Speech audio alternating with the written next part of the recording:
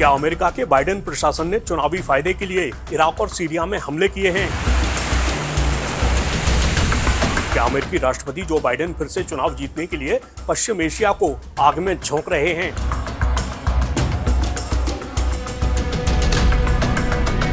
America के कट्टर दुश्मन रूस के आरोप से ये सवाल उठे हैं। रूस ने आरोप लगाया है कि दुनिया में अमेरिकी वर्चस्व को बचाने और आगामी अमेरिकी राष्ट्रपति चुनाव से पहले बाइडेन प्रशासन अपनी छवि चमकाने के लिए आक्रामकता दिखा रहा है।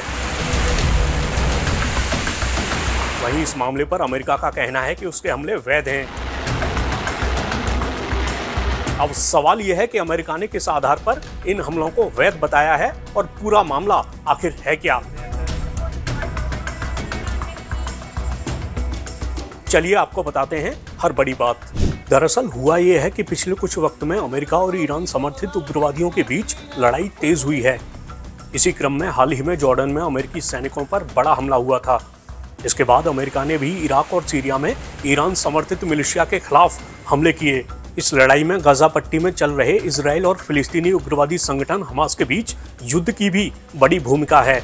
इजराइल का करीबी दोस्त अमेरिका लगातार इजराइल की मदद करता रहा है। वहीं ईरान, जो इजराइल और अमेरिका का कट्टर दुश्मन है, वो सीधे तौर पर इस युद्ध में नहीं उतरा है, लेकिन युद्ध शुरू होने के बाद से ईरान समर्थित उग्रवादियों ने अमेरिका और उसके सहयोगियों को नुकसान पहुंचाने के इरादे से हमले तेज कर दिए। जैसे इन उग्रवादियों में यमन में प्रभावी हूती विद्रोही भी शामिल हैं। पिछले साल 7 अक्टूबर को इजराइल हमास युद्ध शुरू होने के बाद हूतियों ने लाल सागर में इजराइल की ओर जाने वाले जहाजों पर हमला करना शुरू कर दिया। इसके बाद प्रमुख व्यापार मार्ग पर हूतियों का खतरा इतना बड़ा हो गया कि प्रमुख शिपिंग कंपनियों ने इस क्षेत्र से आना जाना बंद ही कर दिया।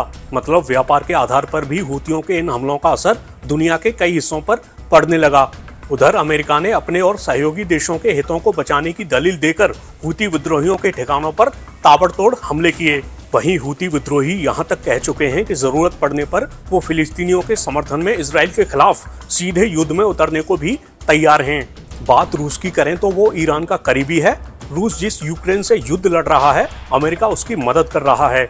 अब संयुक्त राष्ट्र सुरक्षा परिषद की एक बैठक में रूस और अमेरिका ने एक दूसरे पर निशाना साधा है। परिषद के कई सदस्य देशों ने पश्चिम एशिया में तनाव बढ़ने की आशंका भी जाहिर की है। संयुक्त राष्ट्र में रूस के राजदूत वैसिली नेबेंजिया ने अमेरिका पर अंतर्राष्ट्रीय कानून का उल्लंघन करने और पश्चिम एशिया में अराजकता और विनाश के बीज बोने का आरोप लगाया। उन्होंने आरोप लगाया कि अमेरिका और उसके सहयोगियों की हिंसा फिलिस्तीनी क्षेत्रों से लेकर लेबनान, लाल सागर और यमन तक बढ़ गई है और ये पश्चिम एशिया में शांति स्थापित करने के अंतर्राष्ट्रीय प्रयासों को नाकाम कर रही है। रूसी राजदूत ने दावा किया कि अमेरिका मौजूदा बाइडेन प्रशासन की छवि को सही ठहराने के लिए आगामी राष्ट्रपति चुनाव से पहले अपनी ताकत दिखाने की कोशिश कर रहा है। उन्होंने दावा किया कि अमेरिका किसी भी कीमत पर दुनिया में अपने वर्चस्व को बनाए रखने के प्रयास में सैन्य कार्रवाई कर रहा है। वहीं अमेरिकी उपराजदूत रॉबर्ट वुड ने इसके जवाब में कहा कि अमेरिका को अपने सुरक्षा बलों पर हमले के खिलाफ आत्मरक्षा का पूरा अधिकार है और उसने जो कार्रवाई की है वो जरूरी और हमलों के जवाब में थी।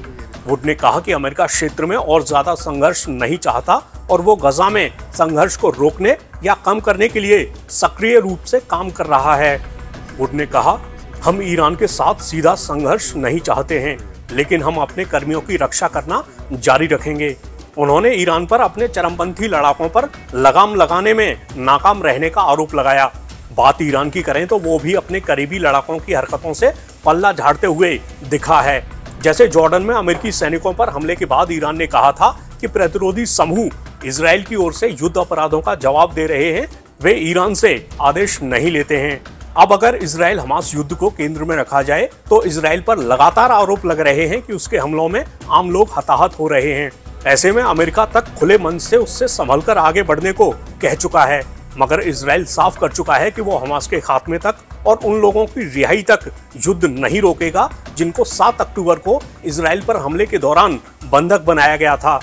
इस मामले में इजराइल ने यह भी संकेत दे दिया है कि वो अमेरिका की हर बात नहीं मानेगा।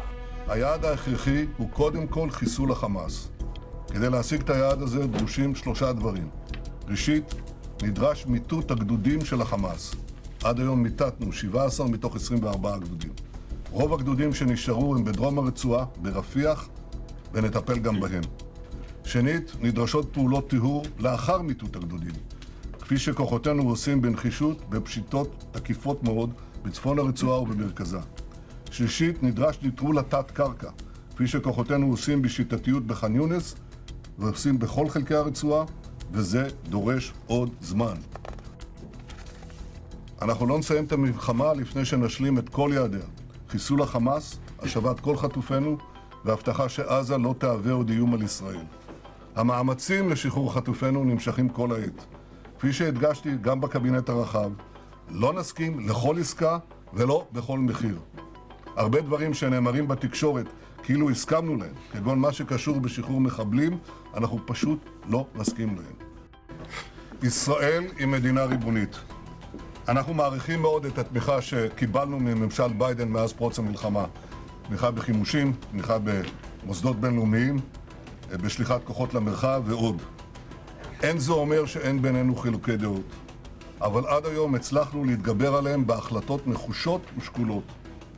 החוכמה היא לדעת איך לנווט, להגיד כן כשאפשר ולהגיד לא כשצריך.